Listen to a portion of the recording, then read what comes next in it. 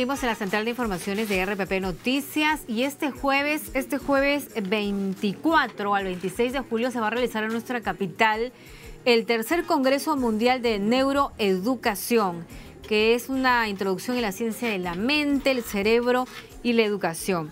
Para informarnos un poquito más de qué se trata este tema y en qué va a consistir el Congreso, nos acompaña la brasileña Ana Lucía Campos. Ella es directora general de Cerebrum.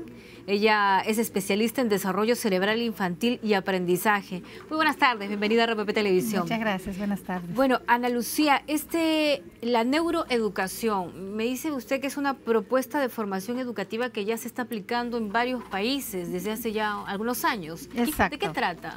Bueno, básicamente durante muchos años se ha visto en la formación del educador que se han tratado de metodologías a nivel pedagógico, pero nunca se ha dado énfasis en explicar al educador cómo aprende el cerebro.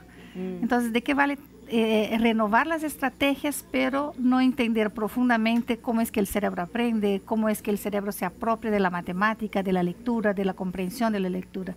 Entonces, para eso, ¿qué surge a nivel mundial?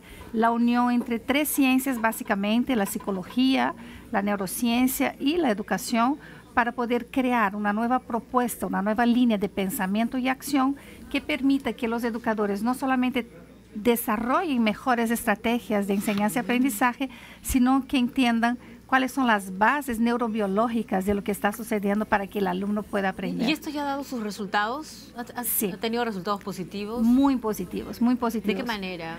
Mira, una de las formas más obvias, por ejemplo, durante muchos años vienen los gobiernos, vienen todos los países con la prueba PISA, por ejemplo, midiendo la comprensión de la lectura. Donde, por cierto, el Perú está en muy mala ubicación. Nos sentimos avergonzados por eso, hacemos una autocrítica, pero ¿qué podemos hacer? Exactamente. Entonces, ¿qué resultados estamos viendo? Estamos viendo resultados tan positivos en función a que no solamente tenemos que hacer algunos ejercicios básicos para que estos niños puedan leer con comprensión, sino que tenemos que dar pasos previos a entender, por ejemplo, la importancia del procesamiento auditivo, del procesamiento visual para la comprensión de la lectura. Entonces, en varios países, principalmente en Estados Unidos, en Inglaterra, en Finlandia, ya se han desarrollado no solamente las investigaciones, sino las prácticas en sí para el aula, donde se une ese elemento. Yo necesito que un niño lea con comprensión, pero yo necesito dar la base para que ese cerebro pueda engancharse con esa lectura en comprensión. ¿Y cómo sería esa base? Ahorita lo primero que tenemos que hacer es mirar la primera infancia. ¿Qué es lo que estamos haciendo en la primera infancia? Muchas veces haciendo hojitas, hojitas, hojitas. Y eso no es la base para la lectura con comprensión. La base para la lectura con comprensión en la primera infancia es trabajar, por ejemplo, el desarrollo de la conciencia fonológica, trabajar el desarrollo del lenguaje oral, porque no existe un cerebro lector que no se haya construido por medio de lo que escucha y por medio del lenguaje oral. Vemos a padres o profesores orgullosos, o padres sobre todo, mi niño tiene 4 o 5 años, ya sabe leer. Sí. Sí, pero no entiende nada de lo que está leyendo. Sí, hay una brecha grande. Y sigue, no, mi hijo sabe leer. Y mismos profesores que fuerzan a que los niños a los 4 o 5 años ya sepan leer, pero obviamente que no entienden nada. Y yo no sé si eso es bueno, no sé. Es un riesgo, ¿no? Porque una cosa es leer y otra cosa es la lectura funcional, que es la lectura con comprensión.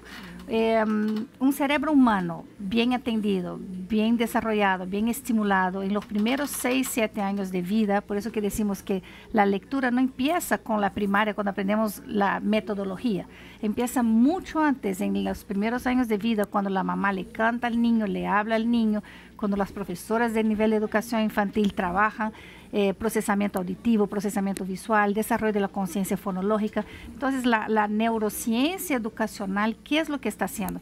Está construyendo entre investigadores y educadores estas bases para mejorar los procesos de aprendizaje. Me preguntabas si eso ya funciona, si eso se puede dar. Positivos. En esta semana mismo está viniendo, por ejemplo, el doctor Pekka, que es de Finlandia, es un neurocientífico que trabaja en la línea educativa, especializado en lo que es la matemática, en el desarrollo del pensamiento y del sentido numérico. Y él está trabajando en Finlandia con una propuesta espectacular con niños desde 4 años de edad. Entonces, esto demuestra que los resultados que se ven en estos países que tienen mayores niveles de comprensión, en este caso de la lectura o de la matemática, habilidades en matemática, ¿por qué llegan a esto? Porque hay un trabajo previo de formación del educador desde pequeños. Y del educador sobre todo. Hay que cambiarle la mentalidad al educador, ¿no? Exacto. Que hay algunos que todavía piensan de que se lo deben aprender de memoria, cuando eso ya pasó, ya fue, hay que abrir la mente. Ahora, todos los niños pueden resolver sus problemas de matemática, porque hay algún profesor o algún padre de familia, ay no, es que a mi hijo no le gustan las matemáticas, mi hijo no nació para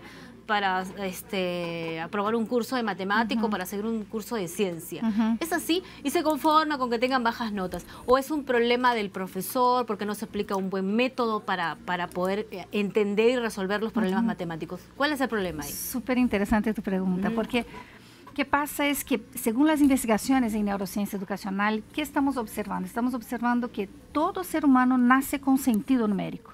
Todo ser humano tiene la capacidad de desarrollar el pensamiento matemático, la capacidad de desarrollar habilidades matemáticas desde muy temprano. Si tú le pones frente a un bebé preverbal, que todavía ni siquiera tiene una comunicación fluida con la mamá, y trabaja con este bebé en función a categorías, él te responde eso. Y eso es un pensamiento matemático que ya viene evolucionando. ¿Qué es lo que creo que sucede? Que lamentablemente, como dentro del sistema educativo aún no tenemos tan claro esto, y a nivel de padres de familia, de educadores, hay el rótulo rojo para la matemática, ¿no? Que es lo peor que hay, que es lo más difícil, que es imposible que aprenda.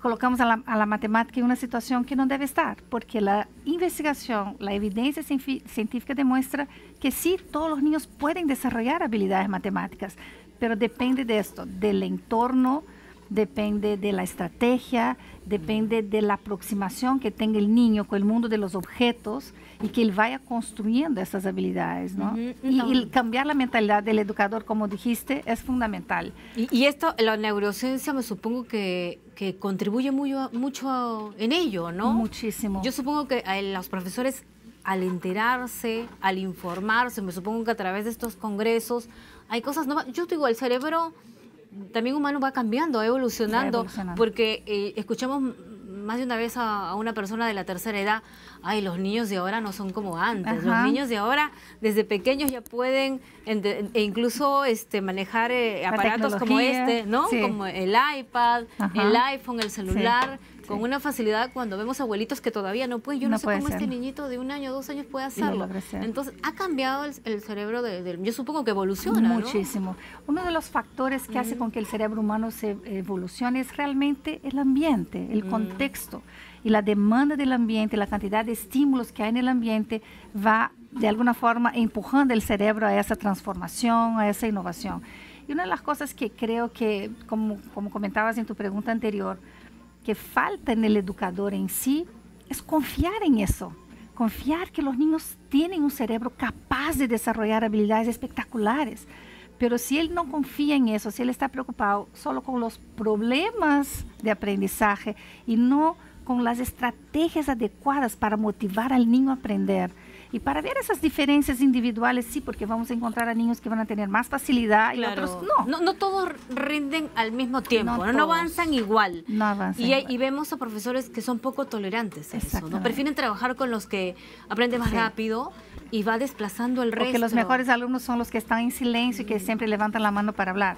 Y eso va desplazando el resto, los jala, o incluso hay instituciones educativas que habla con los padres para que los retiren del colegio. O sea, eso está mal. Eso, y hay niños también bien sensibles que se dan cuenta y se sienten, yo no soy inteligente. Obviamente que ahí generan un trauma también. El niño mismo se corta, ya no quiere seguir estudiando. Ahora, es bueno que los profesores los llenen de tareas y tareas, porque acá he escuchado educadores que están creando colegios donde dicen que no van a dar muchas tareas, de que preferencia que sea en el colegio, en el aula, que se conversen los temas, que se resuelvan en clase y no llenarlos de tareas, porque a veces se van a casa con muchas tareas y ni han entendido bien la clase, entonces ¿cómo van a resolver los problemas? Y hay la crisis generacional, ¿no? Que pide a la mamá para ayudar y le dice a la mamá, no, pero mi Miss no hace así, no es así, ¿no? Pero que con relación a la tarea, yo siento que la tarea funcional, ¿no?, es la tarea que va a permitir al cerebro volver a repasar cosas que tiene que de alguna forma archivar en la memoria de largo plazo. Esa es una tarea funcional. Una tarea disfuncional son esas que acabas de decir, ¿no? Llenen a los niños de 5 hojas de planas para que resuelvan operaciones combinadas en 5 hojas. Eso no significa que él va a aprender, ¿no? Repetir es bueno, la práctica es bueno, pero no de lo mismo. Entonces creo que la visión hacia la tarea para nosotros, para nuestra institución, en los primeros años de vida es crítico, ¿no? Porque saturar al niño de tareas en los primeros años de vida le quita a él la expresión de su yo y el aprendizaje desde un contexto mucho más holístico. Y jugando se aprende mucho más. Mucho más.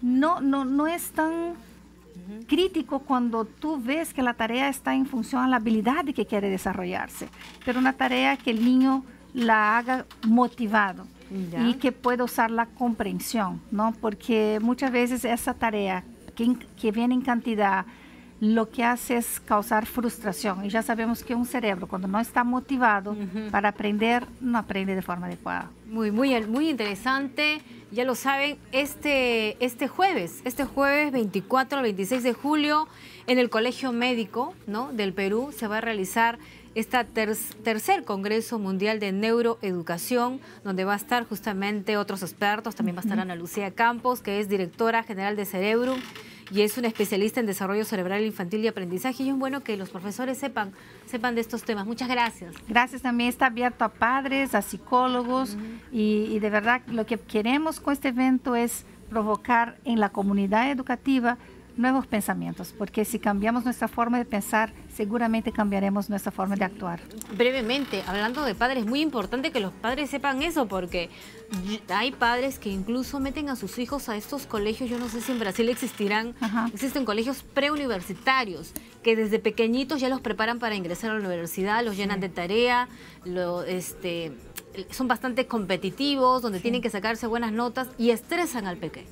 Entonces el padre no entiende, no, yo quiero que mi hijo ingrese a la universidad, por eso que lo matricule. No, incluso no juegan, no hay recreo, no hacen deporte, y eso también pues no es sano, definitivamente. Está creando a unos niños robots. Y el estrés es enemigo del buen aprendizaje. Así es, van a terminar abandonando los estudios. Muchas gracias. Gracias a ti. Muy amable. Gracias a Ana Lucía, perdón, ya te estoy cambiando, Ana Lucía Campos.